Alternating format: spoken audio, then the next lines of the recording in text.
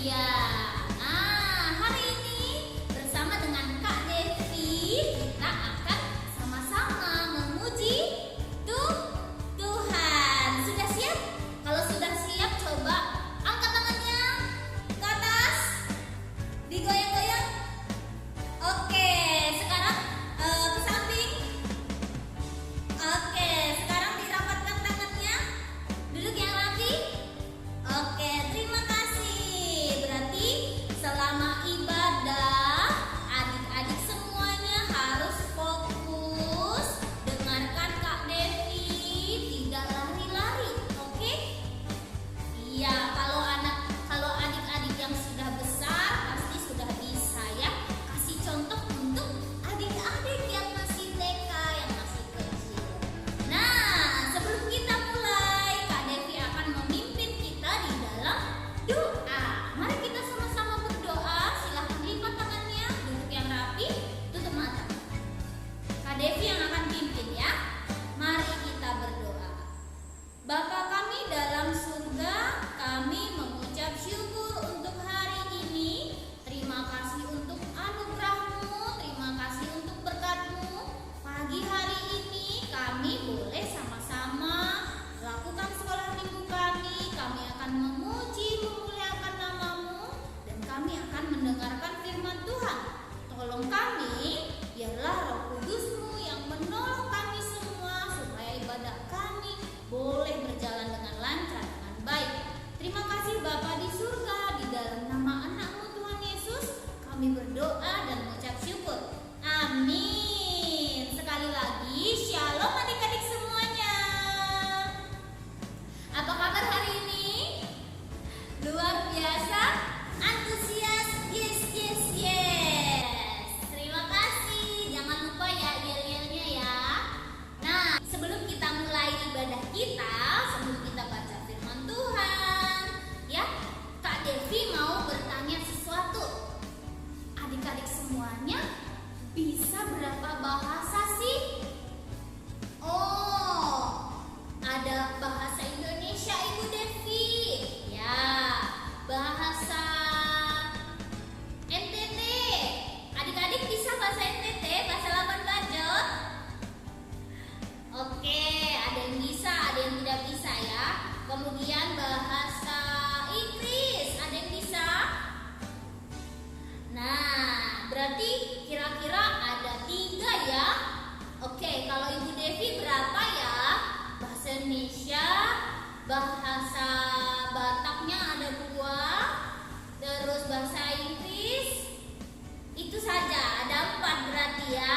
Nah, adik-adik kalau mau bisa bahasa Inggris, bisa menguasai banyak bahasa, itu belajar dulu atau tidak? Belajar dulu ya, kita harus perlu belajar, baca, menghafal, dan banyak sekali. Nah, tapi hari ini kita mau sama-sama lihat ya, ada loh cerita di dalam Alkitab yang orang-orang itu tanpa belajar bahasa, mereka langsung bisa bicara dalam bahasa asing. Anak-anak tahu tidak cerita itu? Oh, belum ya? Nah, berarti sekarang kita akan sama-sama baca. Kita akan baca dari Perjanjian Baru, yaitu Kisah Para Rasul. Nah, adik-adik silahkan siapkan Alkitabnya, dibuka Alkitabnya di Perjanjian Baru, Kisah Para Rasul 2 ayat 1 sampai 13. Oke, adik-adik yang sudah bisa baca, boleh baca dari Alkitabnya atau baca dari layar, nanti Ibu Devi tunjukin ya ayatnya.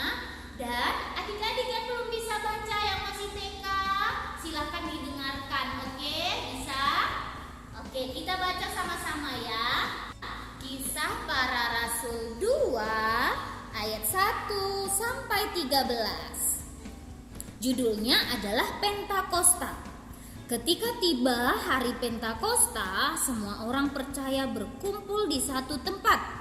Tiba-tiba turunlah dari langit suatu bunyi seperti tiupan angin keras yang memenuhi seluruh rumah. di mana mereka duduk. Dan tampaklah kepada mereka lidah-lidah seperti nyala api yang bertebaran dan hinggap pada mereka masing-masing.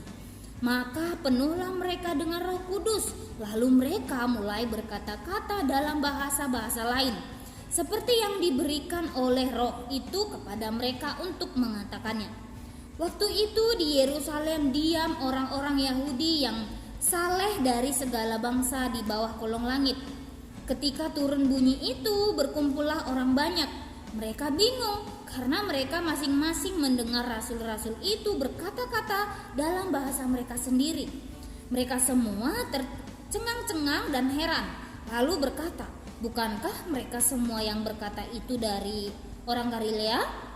Bagaimana mungkin kita masing-masing mendengar mereka berkata-kata dalam bahasa kita sendiri, yaitu bahasa yang kita pakai di negeri asal kita? Kita orang Partia, Media, Elam, penduduk Mesopotamia, Yudea dan Kapadokia, Pontus dan Asia, Frigia dan Pamfilia, Mesir dan daerah-daerah Libya yang berdekatan dengan Kirene, pendatang-pendatang dari Roma, baik orang Yahudi maupun penganut agama Yahudi, orang Kreta dan orang Arab. Kita mendengar mereka berkata-kata dalam bahasa kita sendiri tentang perbuatan-perbuatan besar yang dilakukan Allah. Mereka semuanya tercengang-cengang dan sangat termangu-mangu sambil berkata seorang kepada yang lain, "Apakah artinya ini?" Tetapi orang lain menyindir, mereka sedang mabuk oleh anggur manis. Nah, itu dia firman Tuhan hari ini. Sebelum kita mendengarkan firman Tuhan, kita akan menyanyikan satu lagu. Silakan adik-adik dengan sikap yang baik, tenang, sikap berdoa, kita akan sama-sama menyanyikan lagunya ya. Oke, kita panggil musik. Adik-adik, sekarang waktunya untuk kita mendengarkan firman Tuhan. Siapa yang mau dengar firman Tuhan? Yuk kita duduk yang manis, kita buka telinga dan hati kita. Ku buka hatiku untuk firman-Mu. Ku ingin menjadi seperti Yesus. Berfirmanlah Tuhan, ku mau mendengar dan melakukannya setiap hari. Roh Kudus yang manis, tolong aku menuruti firman Tuhan. Roh Kudus yang manis, jadikanku anak Tuhan yang manis. Adik-adik, ayo kita nyanyikan lagu ini sekali lagi dengan lebih sungguh-sungguh sambil mengarahkan hati kita sama Tuhan.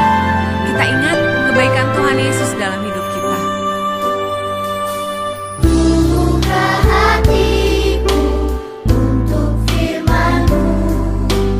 Ku ingin menjadi seperti Yesus. Berfirmanlah Tuhan, ku mau mendengar dan melakukannya setiap hari. Roh Kudus yang manis, tolong aku menuruti firman Tuhan. Roh Kudus yang manis, jadikanku anak Tuhan yang manis. Ayo sekarang kita angkat tangan kita arahkan hati kita sama Tuhan Yesus. Tuhan Yesus, terima kasih buat semua kebaikan Tuhan Yesus dalam hidup kami. Kami tahu Tuhan Yesus sangat mengasihi kami. Saat ini kami mau dengar firman-Mu Tuhan. Kami perlu Roh Kudus-Mu untuk menuntun kami supaya kami bisa melakukan apa yang Tuhan Yesus mau kami lakukan. Kami mengasihi-Mu Tuhan Yesus, Dan kami mau menjadi anak-Mu yang manis, Tuhan. Roh Kudus yang manis, tolong aku menuruti firman Tuhan. Roh Kudus yang manis, jadikanku anak Tuhan yang manis. Ayo kita panggil Roh Kudus. Kudus yang manis, tolong aku menuruti firman Tuhan. Roh Kudus yang manis, jadikanku anak Tuhan yang manis. Dengarkan doa kami, Tuhan Yesus. Anak Tuhan yang manis. Oke, terima kasih. Sekarang kita akan mendengarkan firman Tuhan. Jadi, sekarang Kak Devi mau menunjukkan video untuk adik-adik semuanya supaya adik-adik lebih mengerti lagi ya. Oke, sekarang kita mau melihat video. Pentakosta, sumber dari Alkitab Perjanjian Baru, Kitab Kisah Para Rasul pasal 2 ayat 1 sampai 13.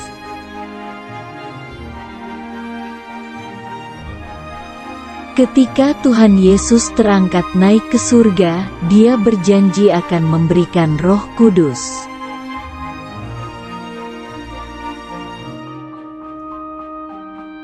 Sepuluh hari kemudian pada hari Pentakosta, semua murid berkumpul di satu rumah.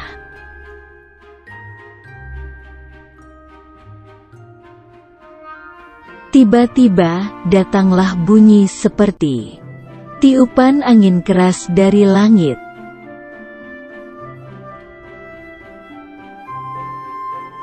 Angin keras itu lalu masuk dan memenuhi seluruh rumah para murid itu berada.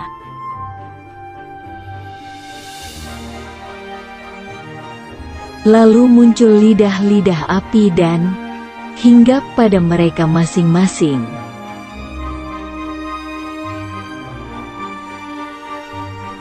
Semua murid penuh dengan Roh Kudus, dan mereka mulai berbahasa roh.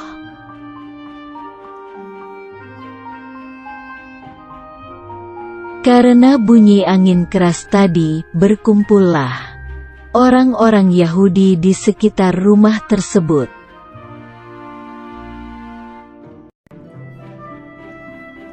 Orang-orang Yahudi merasa heran karena tiba-tiba para murid bisa bicara berbagai bahasa.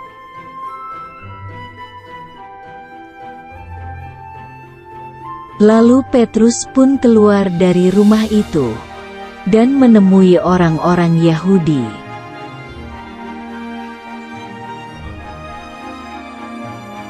Lalu Petrus memberitahu bahwa apa yang terjadi sekarang karena sudah tertulis di Alkitab.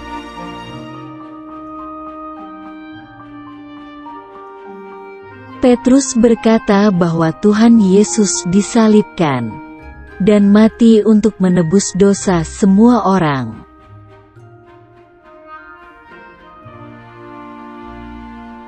Petrus mengatakan juga bahwa Tuhan Yesus telah bangkit dan hidup untuk selamanya.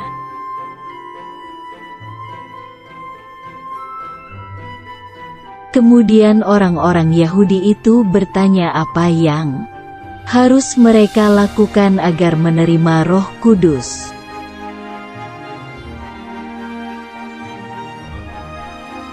Akhirnya, 3.000 orang Yahudi itu mau bertobat, lalu percaya Tuhan Yesus dan dibaptis semuanya.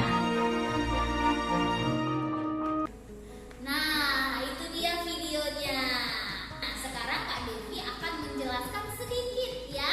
Silahkan fokus kepada Kak Devi lagi. Ya, tadi kita sudah lihat ya bahwa Allah mengirimkan Roh Kudus ke dunia. Dalam bentuk apa? Anak-anak masih ingat? Ya, coba lihat ini. Iya, Allah mengirimkan Roh Kudus seperti lidah-lidah api di atas kepala murid-muridnya. Nah, adik-adik coba bayangkan kalau waktu itu adik-adik ada di sana, berkumpul di sana. Ya, kita orang Indonesia ya. Adik-adik bisa bahasa Indonesia? Bisa. Nah, coba adik-adik bayangkan waktu itu kita ada di sana, lalu kita mendengar para rasul-rasul bicara dalam bahasa Indonesia. Wow, luar biasa sekali ya. Padahal mereka tidak pernah belajar bahasa Indonesia. Mereka langsung bisa. Siapa yang menolong mereka itu ya? Roh Kudus. Roh Kudus yang memampukan para rasul bisa berbicara bahasa asing. Nah, kalau misalnya di sana ada kita orang Indonesia ya, pasti para rasul tersebut bicara dalam bahasa Indonesia. Dan bukan rasul-rasul itu yang melakukannya, tapi Roh Kudus yang menolong para rasul untuk bicara dengan bahasa orang asing yang hadir di sana. Sehingga orang-orang yang ada di sana bisa mengerti kebesaran Tuhan, mukjizat Tuhan, bahwa Tuhan Yesus mati untuk kita, Tuhan Yesus datang ke dunia untuk menebus dosa kita. Nah, kalau misalnya rasul-rasul tidak bisa menyampaikan hal sukacita tersebut, bagaimana kita bisa tahu tentang isi Alkitab? Bagaimana kita bisa tahu bahwa Tuhan Yesus mati untuk kita? Nah, oleh sebab itu, alasannya kenapa Allah mengirimkan Roh Kudus supaya firman Tuhan bisa disampaikan ke seluruh dunia, bisa disampaikan ke kita, bisa anak-anak mengerti, bisa Ibu Devi mengerti, ya. Firman Tuhan hanya dimengerti oleh orang-orang Yahudi, ya, oleh orang-orang Israel, maka firman Tuhan akan sampai di sana saja, kita tidak tahu. Nah, oleh sebab itu Roh Kudus diturunkan kepada murid-murid, kepada para rasul, supaya firman Tuhan bisa disampaikan ke semuanya, ke seluruh dunia.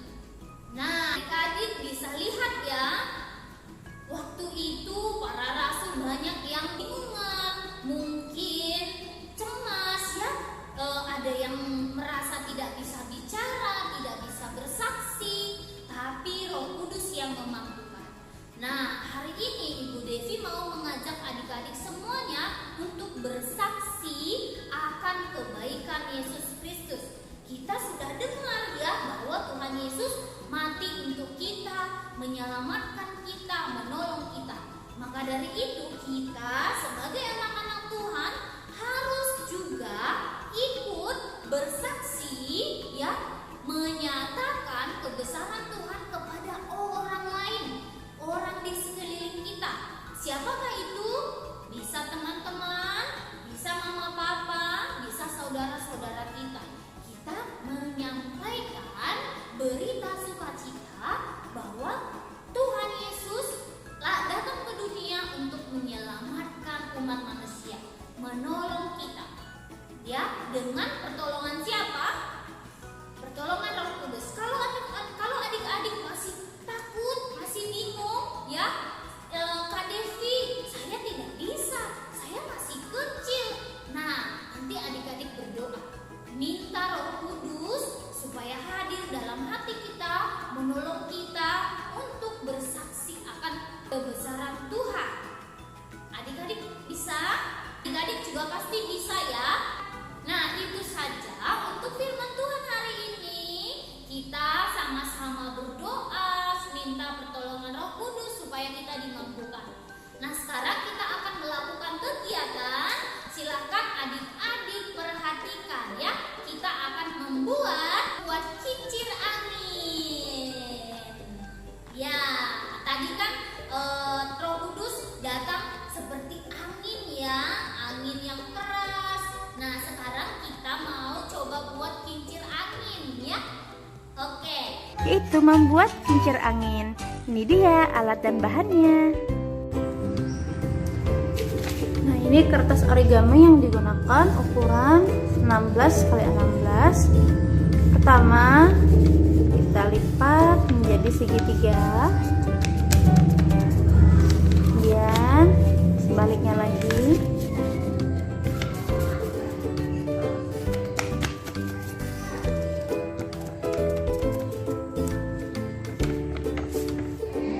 Titik pertemuan garis kita beri tanda menggunakan pensil seperti ini. Siapkan penggaris. Nah, dari titik di tengah tadi ambil, kita ukur dari angka 0 sampai ke angka 3. Nah, beri titik seperti ini. Lakukan juga di sebelahnya.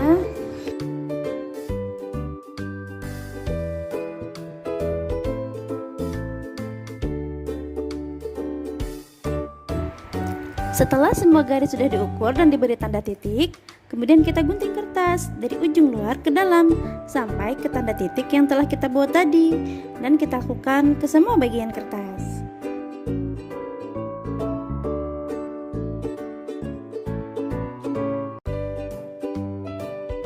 Nah, ini sudah dipotong ya, seperti ini hasilnya.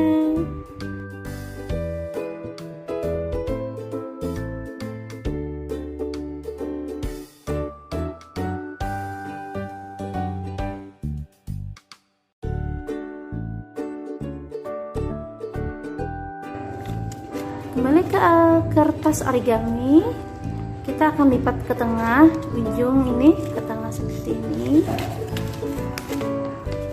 Nah, kemudian sebelahnya lagi seperti ini.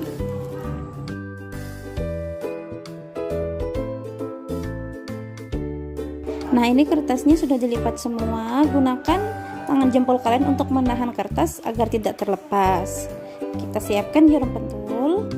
Kalian boleh minta bantuan orang tua untuk menusukkannya, atau kalau melakukan sendiri harus berhati-hati ya, karena ini benda tajam.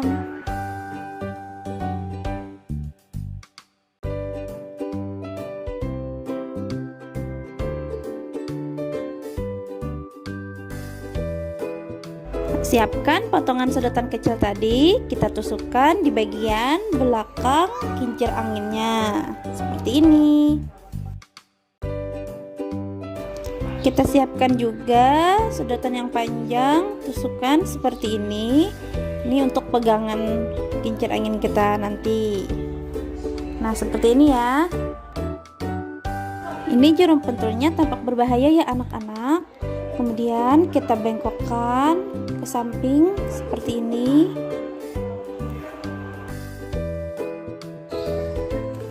Selanjutnya, agar lebih aman lagi, gunakan plester, dan kita plester jarum pentul ke sedotan, putar-putar saja seperti ini.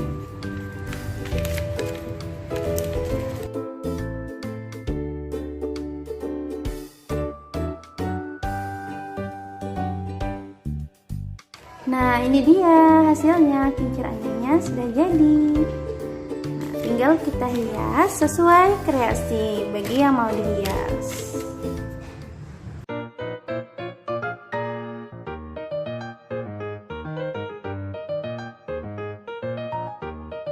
Nah, ini dia hasilnya. Tinggal kita mainkan dengan memanfaatkan energi angin seperti ini.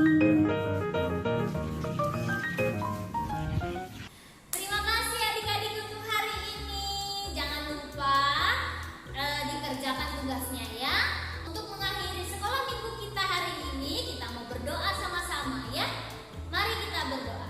Bapa kami dalam surga, kami mengucap syukur untuk hari ini. Terima kasih untuk berkat Tuhan yang kami nikmati hingga pada saat ini. Kami sudah mendengarkan firman-Mu. Biarlah firman-Mu menolong kami untuk semangat menjadi saksi-saksi Kristus kepada dunia. Terima kasih Bapa di surga, kami memohon kiranya Roh Kudus-Mu yang memampukan kami. Terima kasih Bapa di surga, dalam nama anakmu Tuhan Yesus Kristus kami berdoa dan mengucap syukur. Amin. Terima kasih semuanya. Sampai jumpa lagi. Selamat hari Minggu. Shalom.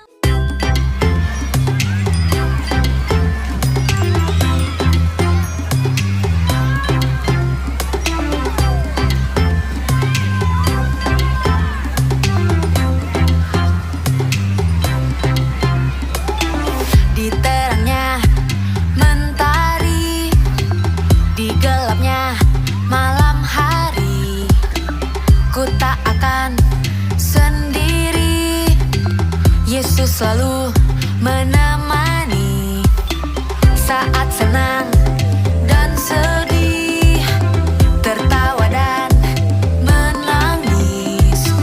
Ku tak akan sendiri. Yesus selalu menemani.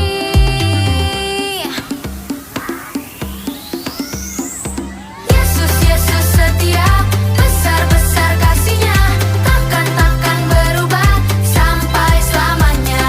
Yesus, Yesus setia, besar-besar kasih-Nya, ku kan bersorak, hey, Dia teman setia.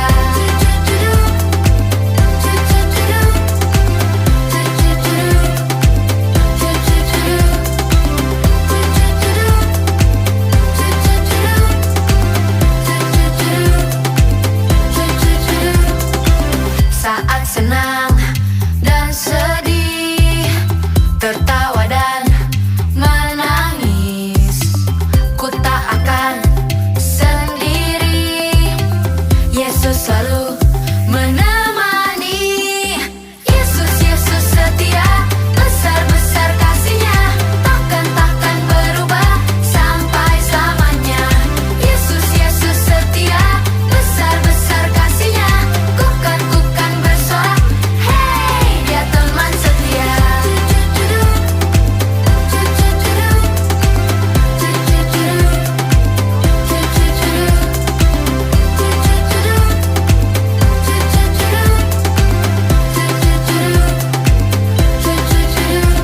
Ku berjalan, ku berlari, ku berdiam, ku menari. Yesus selalu di hati, Dia teman setia. Ku berjalan, ku berlari, ku berdiam, ku menari. Yesus selalu di hati, Dia teman setia.